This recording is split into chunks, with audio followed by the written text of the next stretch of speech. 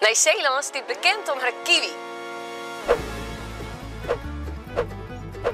Echt net, die hebben we rek.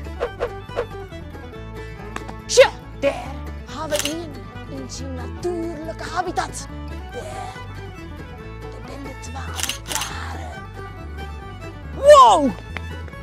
Zo, die komen heel dichtbij. Nee, ik bedoel net tisse, maar disse.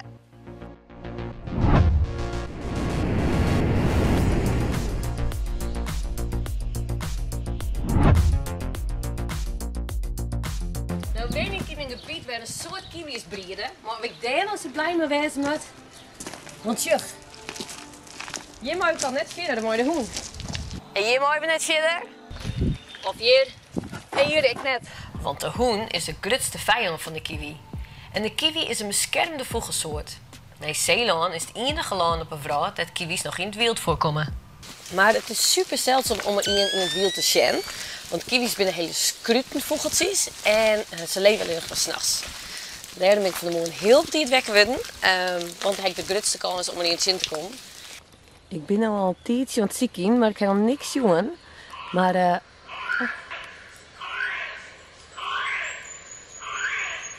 Jij is het? Het is een kiwi-vrouwtje. Het is jij, want hij heeft een hele skrille toon. Nou, dan moet ze in de buurt wezen.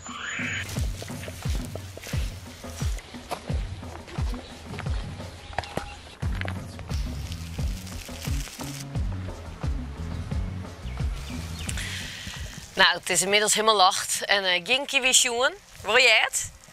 Begin wat oors bedenken? Ah, natuurlijk bedoelde ze net het stik fruit. Maar zo'n bekende vogel hebben we hier rek. De lip. En de lip die komt uit Europa en Azië. En in een grijde zoals deze leidt de Sinaaien. Maar die gaan we nog niet vinden, want het broedseizoen leidt tussen maart en juli. Vroeger was het een traditie om die lipaaien zo snel mogelijk te vinden. Want de lip leidt zijn aaien als eerste van het ier. En die mensen namen ze dan maar naar huis en die verkochten ze of eten ze op. Maar krijgen ze maar de kiwi, gaat het net zo goed met de lip. En daarom hebben we in Friesland net meer aaisiekje. Maar die lip die heeft helemaal net zo last van hoen, maar meer van vee. En in Friesland hebben we betocht om er iets aan te doen. En dat gaat nijswarrig.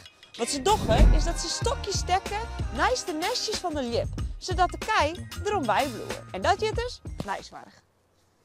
Nou, ik heb erin voen en deze bloot ik lekker stilstaan. De kiwi is letterlijk een hele vreemde vogel. Het heeft namelijk geen vleugels, het kan net vliegen en het is hasblien. En verder had het een vacht, geen stut, maar wel een snorharen. Ooit lijkt de kiwi dus volle meer op een zoogdier als op een vogel. Maar de Nieuw-Zeelanders, die zijn hartstikke grutsk op haar kiwi. Het is zelfs het symbool van de luchtmacht. Toch raar, een vogel dat net vliegen kan en hasblien is. Vies ik net? Maar in Friesland ben ik heel blij met de lip. Want dat eerste aai is het teken dat de var hier begonnen is. Maar welke vogel vies nou toffer? De lip of de kiwi? Drop het in de comments.